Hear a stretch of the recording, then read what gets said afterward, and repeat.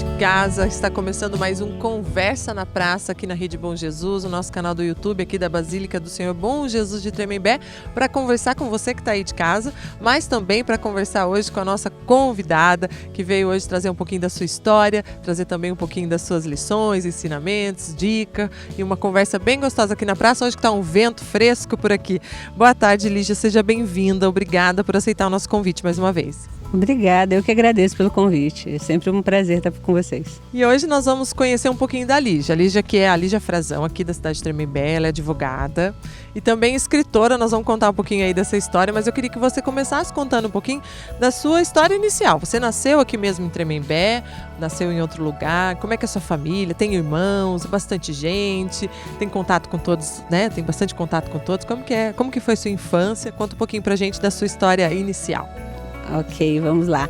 Eu sou taubatiana, nasci em Taubaté, mas só fui lá para nascer. Eu moro em Tremembé desde que nasci. Os meus pais vieram do Rio para cá. Meu pai veio para Tremembé por conta de um trabalho como dentista na rede escolar, na rede estadual. E os meus dois irmãos, né, vieram com ele e eu e minha irmã nascemos aqui em Tremembé. Então nós somos 4.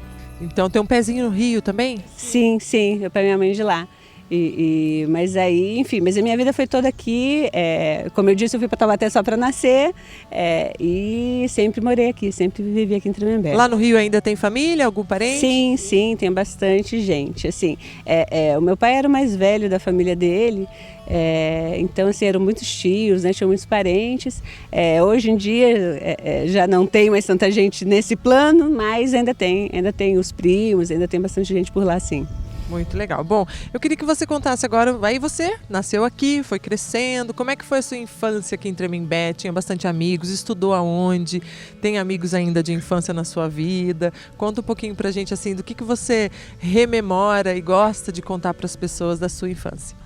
Eu, assim, sobre esse aspecto, morar em Tremembé é um grande privilégio, né? Porque, assim, eu estudei no SESI aqui em Tremembé, entrei no pré, saí, me formei, né? O ensino fundamental ali, do pré até a 8ª série, eu estudei no SESI e com muitas pessoas eu estudei durante todo esse período. Então, tem pessoas com quem eu passei a infância, depois a gente se distanciou na época do colégio, eu fui estudar em Taubaté, fiz o colégio e a faculdade lá. Mas essas pessoas com quem eu estudei no ensino fundamental e tudo mais, são pessoas com quem eu tenho convívio hoje e é muito legal, assim, aquela pessoa que estudou com você, hoje é a professora, é a vereadora, a dentista, então você acompanhar, né, a jornada dos amigos é bem bacana, então assim, isso é uma coisa que acho um grande privilégio. Eu tenho alguns parentes que... Eu tenho um irmão que é militar e a minha sobrinha fala assim, eu não tenho essa raiz assim que você tem, porque a gente mudou muito e eu não tenho, né, não tinha essa referência. Mas comigo não, eu tenho esse privilégio, né? Isso que eu ia comentar, nascer e crescer numa cidade do interior, uma cidade que você consegue criar vínculos e continuar nela, né? Como a sua sobrinha disse, ela não pôde criar esses vínculos porque viajou muito, né? Mudou muito de cidade. Sim.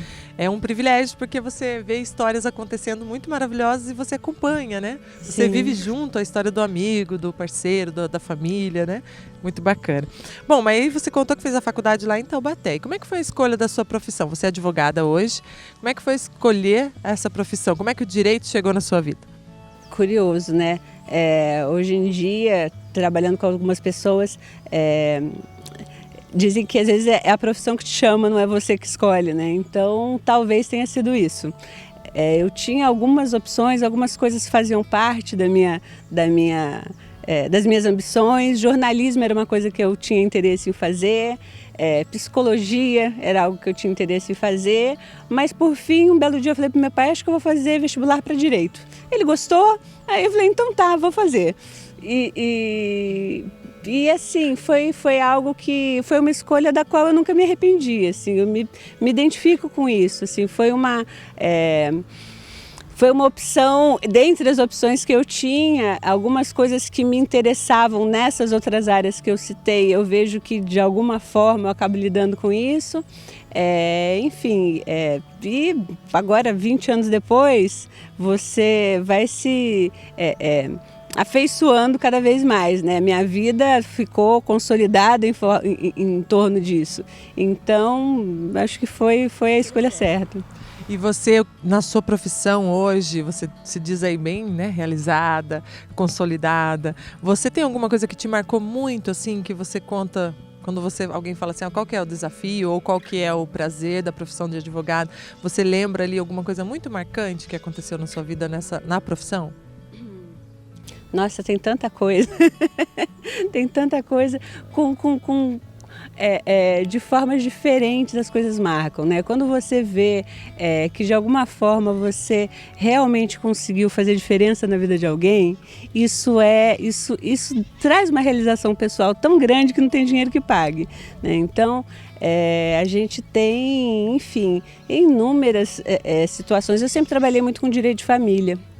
E isso, enfim, você se envolve, né, naquela história de uma forma que às vezes te exige sensibilidade. Quando eu disse que essa questão das outras áreas que eu pensava, né, e a questão do trabalho, acho que é um pouco disso que eu estou falando. Por exemplo, às vezes eu preciso dessa sensibilidade que talvez eu precisasse ter na psicologia, talvez, para entender, às vezes, que aquele pedido que a pessoa quer não é exatamente aquilo. Talvez ela só precise, sei lá, pensar um pouco melhor naquele assunto para tomar uma decisão mais acertada, né? Então, tem vários episódios de situações onde a gente percebe essa diferença na vida das pessoas, né? A forma o próprio esclarecimento para as pessoas, porque às vezes a pessoa não sabe do que ela tem direito, ela não sabe o que é possível fazer, ela não sabe como resolver, ou ela está em meio a uma situação que ela acha que não tem saída, e às vezes tem. Então, às vezes é uma questão de trazer a luz para a vida dessa pessoa. Eu ia falar isso, o advogado às vezes é ali a luz, né? A pessoa está tão em dúvida, está tão querendo ali fazer o seu direito valer, mas às vezes o que ela está correndo atrás nem é aquilo que ela precisa. O que ela precisa é de um aconselhamento, de repente, dessa sensibilidade que você falou que lá nas outras profissões que você poderia ter seguido, aconteceu de você exercer e praticar aí no direito mesmo, né? Sim. Muito bom ouvir você falar sobre isso, né? Falar dessa humanidade da sua profissão. Às vezes tem gente que está nos acompanhando em casa e está lá, né, no discernimento, o que eu vou estudar, o que eu vou ser, o que eu gosto. E às vezes a pessoa percebe que lidar com seres humanos, né, lidar com outras pessoas, com o problema de outras pessoas, ajudá-las, ser luz na vida do outro, pode ser exercido na advocacia, por exemplo, no direito é possível colaborar com isso. Bom, além da profissão, advogada. Bom, eu queria que você falasse um pouquinho, você é casada, tem filhos, os filhos aí já estão na idade de escolher profissão, algum já falou que quer ser advogado, não? Então, eu me casei em 2005, tive 2 filhos, hoje sim, eles já começam a pensar nisso. A minha filha já assim, dá um indicativo de que esse é um caminho que ela pretende. O meu filho ainda não. O meu filho, ele não mostra ainda preferências, nem por áreas, assim, humanas ou exatas. Não sei, gosto das duas. Então, eu ainda não sei para que caminho ele vai. Mas eles já começam a falar, né, nesse tipo de situação. O pai deles faleceu no início desse ano. Nós já estávamos divorciados há bastante tempo.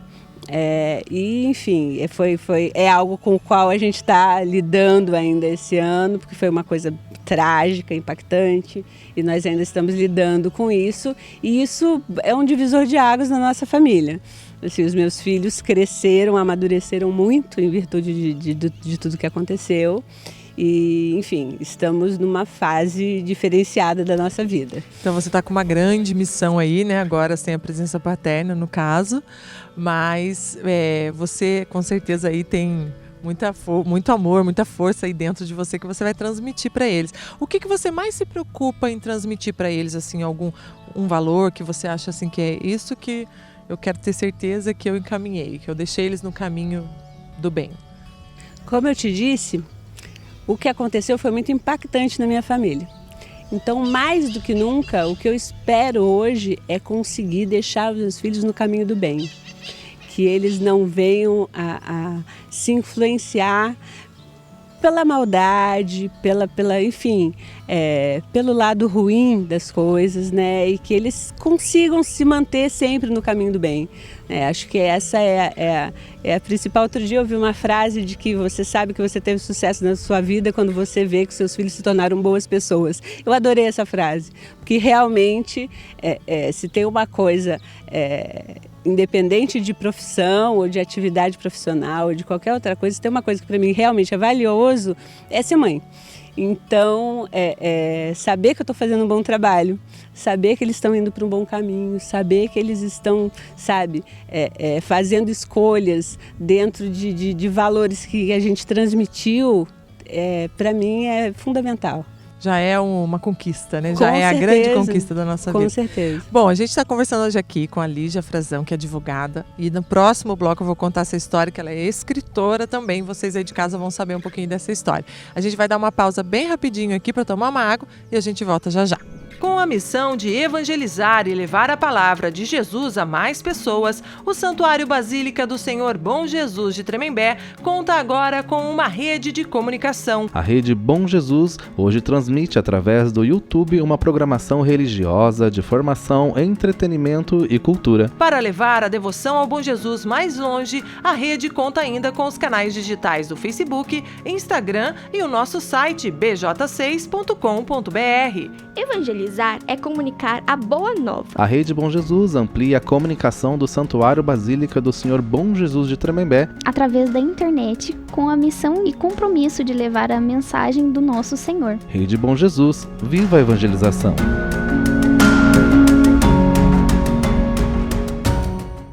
Já estamos de volta aqui na Conversa na Praça, hoje conversando aqui com a nossa amiga, a Lígia Frazão, que veio trazer pra gente um pouquinho da sua história, ela que é advogada, e agora vai contar um pouquinho pra gente como é que ela se tornou escritora. É uma curiosidade da sua vida, certo, Lígia? Fala pra gente então, como é que foi essa história, né? Você escreveu um livro sobre a história da cidade de Tremembé, lá um tempo atrás, que você tinha aí seus 20 anos e que se tornou aí uma literatura importantíssima aqui para o município. Conta pra gente como é que a escrita chegou na sua vida. Vamos lá. Eu não costumo me intitular escritora. Eu acho que eu sou uma pessoa que gosta de escrever. Eu que quis chamar você de escritora, né? Eu gosto de escrever, a minha profissão me obriga a escrever, então, assim, a escrita faz parte da minha vida, da minha rotina. Num dado momento, nós fizemos uma pesquisa por estar envolvido num trabalho de teatro na cidade. Fizemos uma pesquisa para fazer uma peça de teatro para contar a história da cidade. Essa era a intenção inicial. A produção ficaria muito cara, acabamos não fazendo esse espetáculo, mas tinha ali um volume de material interessante, significativo. E eu falei, se eu organizasse isso daqui e publicasse, né? E aí surgiu o Tremembé 300 anos de história, que, como eu te disse, já é assim, no auge de toda a minha imaturidade de como fazer aquilo. Tinha 20 e poucos anos, organizei aquele material e fiz aquela publicação. Isso foi em 2001. Algumas coisas a gente procurou enfatizar ali, porque era aquele momento virada de século. Então, eu achei que seria legal destacar algumas coisas que estavam acontecendo naquele momento, porque eu falei, bom, numa próxima virada, né, nós temos aí como é que estavam as coisas nesse momento agora, né? Quem era... Por exemplo, sei lá, quem era o prefeito daquele momento, quem era o padre que estava na Basílica, quem era... Enfim, né, marcar algumas coisas que pudessem ser interessantes a longo prazo. E, enfim, e aí fizemos a publicação, foi uma publicação, uma edição única. E depois disso, começou um movimento no sentido de... que eu nem esperava, porque para mim eu fiz isso muito, assim, sem grandes pretensões. Aí, de repente, começaram a me chamar em escola para falar com alunos e essa experiência foi muito rica.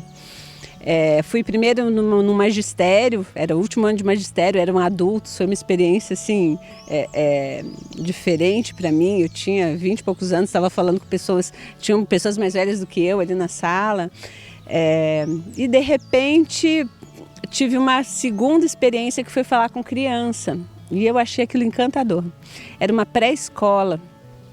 E eu levei as mesmas fotos que eu levei no magistério, levei o mesmo conteúdo, né? Só que com eles a conversa era diferente e eu me identifiquei mais naquela situação. Mais ou menos naquela época a gente estava falando sobre alguma coisa aqui da cidade, estava falando com um sobrinho, e aí eu citei um nome e ele não sabia quem era. Eu falei, nossa, tem algumas coisas que acho que as crianças precisam saber, né? E aí uma coisa aqui, outra ali, um dia eu sentei e falei, acho que eu vou escrever para criança. Vou tentar falar de uma maneira mais objetiva e fazer um material para criança.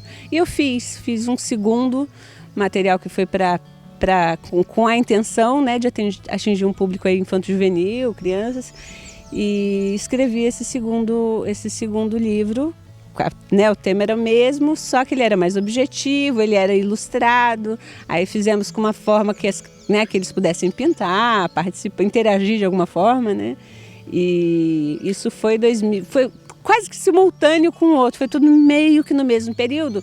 Só que eu precisava de recurso para publicar, não tinha na época, então ele ficou engavetado. Foi um projeto que ficou engavetado 4 anos. Aí um dia conheci o pai dos meus filhos, ele trabalhava com gráfica e ele conhecia aquele material, enfim. Nós já estávamos casados, ele me falou, me dá os seus originais lá que eu vou produzir isso. E ele fez. Ele fez essa primeira... A gente literalmente fez, porque assim, ele que imprimiu, a gente que organizou, depois ele fez acabamento naquele material. Então a gente literalmente fez esse livro. Um livro feito à mão mesmo, exatamente. Né? A moda antiga, vamos dizer assim, né? Porque as pessoas antes escreviam ali no papel com tinteiro, né? E aí você também fez lá seus escritos, depois montou o próprio livro. Bom, já está fazendo 20 anos então desse primeiro livro, né? 2021, aí estamos perto do final de 2021. Sim, tem 20 anos o primeiro. E está fazendo 20 anos. E nesses 20 anos você contou a história de Tremembé lá em 2001, num livro, e aí a história de Tremembé continuou, né? Várias coisas aconteceram na cidade e tudo mais, e você sempre sendo uma referência. Hoje você se vê aí uma referência na história de Tremembé por conta desse seu trabalho lá de 20 anos atrás? Olha que curioso, nunca pensei nisso dessa forma. Na verdade, eu acredito que foi uma contribuição para a minha cidade. Eu vejo muita coisa que surgiu a partir daí, né? Eu vi muita gente que passou a expor o que tinha, muito material produzido. Isso dá uma satisfação enorme, porque acho que a gente precisa valorizar o que a gente tem, né? Valorizar o local que a gente está, entender um pouco da cidade onde a gente vive. Acho riquíssimo a gente entender, né, a história, quem foram as pessoas, quem construiu a história da cidade, né? Então, quando eu percebo isso, as pessoas se interessando, eu acho isso fantástico, assim, sinto assim, objetivo atingido, né? Principalmente quando eu te falei com essa questão de falar com criança, a gente já fez alguns trabalhos onde as crianças produziram coisas, produziram textos ou produziram desenhos, ou fizemos exposições ao longo desses anos, e aí quando você vê alguém realmente produzindo alguma coisa, a satisfação é enorme, porque aí é essa sensação de ter atingido o objetivo. Multiplicado, né? Multiplica aquele conhecimento, multiplica os valores, multiplica o carinho, o amor pela cidade, por exemplo. Você conseguiu fazer exatamente. Isso aí com o seu trabalho. E agora a sua relação aqui com a Basílica de Tremembé, né? Já que você escreveu esse livro, conta a história da cidade, você participa aqui na Basílica, na comunidade, você é bem ativa na cidade, né? Tem sua profissão aí também. Qual que é o seu sentimento, sua ligação com a Basílica do Senhor Bom Jesus de Tremembé? Bom, a Basílica do Senhor Bom Jesus marca os principais fatos da minha vida, né? Fui batizada aqui, casei aqui, batizei os meus filhos aqui, recentemente crismei os meus filhos aqui. Então, a minha história está registrada na Basílica. Então, a relação é íntima, né? É uma história assim que agora tá atingindo meus filhos, né? Agora eles começam a história deles. Então, moro aqui perto, a gente tem aqui, a praça era o local para trazer eles para brincar. Então, a referência é sempre muito forte. Bom, agora a gente já conversou um pouco sobre a sua infância, também já conversamos lá sobre a sua escolha da sua profissão, a sua relação aqui com a cidade, os livros que você escreveu, agora essa transmissão, né, dos valores aí do do carinho aqui com a Basílica, da sua vivência aqui aos seus filhos, mas o que você aprendeu assim na sua vida, no seu trabalho, ao escrever o livro, ao criar os seus filhos, ao conviver com a população da cidade? O que você aprendeu assim na sua vida que você gostaria de deixar de ensinamento para as futuras gerações? Além dos seus filhos, mas que você gostaria de falar assim com as pessoas que estão em casa, por exemplo. Eu aprendi isso e é isso que eu gostaria de transmitir para as pessoas de ensinamento. Bom, vamos lá. Primeiro, advogar é algo que faz você lidar com muita responsabilidade com a vida do outro, né? Então, primeiro, você tem que ter esse conceito da responsabilidade que você tem, porque a pessoa confia o problema dela, a questão dela, a vida dela a você para que você ajude a resolver.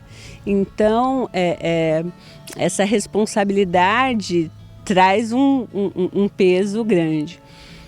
E eu vou te dizer que uma das coisas que eu achei muito rico nessa experiência, eu estou formada desde 98, e aí essa experiência de lidar com a questão do outro, com o problema do outro, com a vida do outro, faz você refletir a sua vida, né? Porque assim, em alguns momentos você está num momento difícil, está enfrentando alguma dificuldade, e aí você se depara com uma questão de alguém que fala assim, nossa, mas tem gente com problema tão mais sério, né? Tem outras questões tão mais graves, dá até vergonha de você estar ali pensando, poxa, coitadinha de mim. Então, essa é uma experiência que veio com esse cotidiano profissional, né? Que sempre me faz ponderar, né? Sobre essas questões, sobre os valores, enfim. E recentemente, enfim, a gente está aí nesse período, né?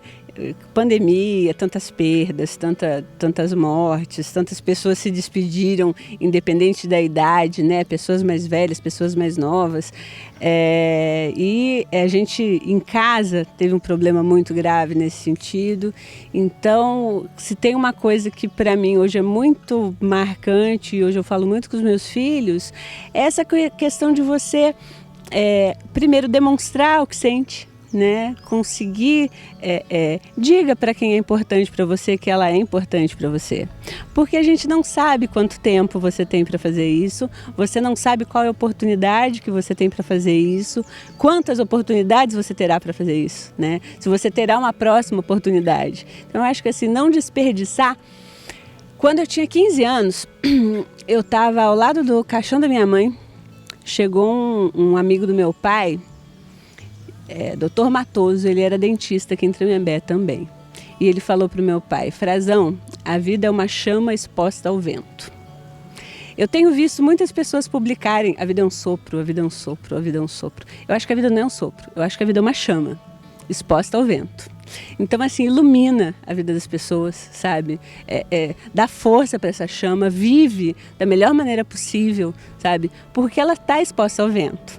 Um dia esse sopro que todo mundo fala vem e aí ela vai se apagar. Então, aproveita enquanto essa chama está aí para fazer tudo que tem para fazer, né? Para viver bem, para se relacionar bem, para conseguir expressar o que você sente para as pessoas, que eu acho que é fundamental. A gente não sabe, né, quantas oportunidades vai ter para isso, porque a vida é uma chama exposta ao vento. Esse é o ensinamento que você transmite aqui, né? Da chama exposta ao vento, que cada um aproveite as suas oportunidades da melhor forma. Bom, o nosso programa tem um quadro aqui, Lígia, que se chama Quem Sou Eu? Eu vou pedir para rodar a vinheta para a gente falar sobre esse quadro.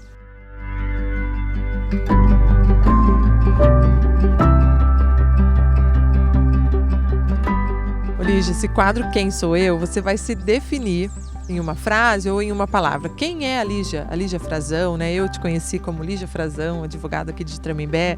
Então, quem é a Lígia Frazão? Vai depender de onde eu estou. Se eu estiver em casa, eu sou a mãe. Eu acho que assim, de todo e qualquer título que eu possa ter na vida, para mim esse é o mais importante. Você é uma mãezona também, não só dos seus filhos, mas de alguém da família, os amigos dos seus filhos? Sim, a gente acaba tendo essa tendência, né, de ter um olhar maternal com a vida, né? Mas sim, eu acredito que sim, de uma certa forma sim. Ô Lígia, mas nesse quadro Quem Sou Eu também, eu peço para você definir ou imaginar como que as pessoas te definem. Você acha que as pessoas também te definem assim? A Lígia é uma mãezona. Vamos supor que eu conheça aí uma amiga sua hoje e fale, conheci a Lígia. Como que ela te definiria? Como que as pessoas, seus amigos, seu núcleo de convivência te definem? É muito curioso, né? Porque uma coisa é o que você sente, outra é como as pessoas te veem. Por exemplo, quando eu te digo que em casa eu sou a mãe, eu já vi minha filha, por exemplo, assim, meus amigos vêm aqui e eles têm medo de você. Porque você tá séria, tô indo na OAB, tô atendendo não sei quem, tô fazendo não sei quem. Você sempre fala sério com as pessoas, você passa uma impressão diferente. Às vezes a gente tá brincando, tá falando alguma bobagem, e aí eles assim, quem imaginar minha mãe falando assim, né? Porque os meus amigos acham você séria, acham você brava. Eu não acho que eu seja nenhuma coisa nem outra, mas a impressão para alguns às vezes é essa, né? Algumas pessoas então te definem como a Lígia uma pessoa muito séria, muito eu acho até curioso, porque assim, não me acho assim, dessa forma. Tão firme, mas né? Eu já ouvi isso, já tive esse retorno. Já tive esse retorno de adolescente. Agora, não sei num geral, assim, realmente não sei. Mas essa definição de seriedade também é bom, né? Porque você tem uma profissão que as pessoas esperam muita seriedade também, né? E às vezes o adolescente está vendo que a mãe da minha amiga é muito séria, então significa que ela também é uma advogada muito boa, né? Então, eu acho que tudo tem seu lado bom, e eu acho que essa definição pode ser uma definição muito boa também para você. E agora outro quadro, a gente vai para um outro quadro rapidinho aqui antes de encerrar o programa, é o quadro Dica para a Vida.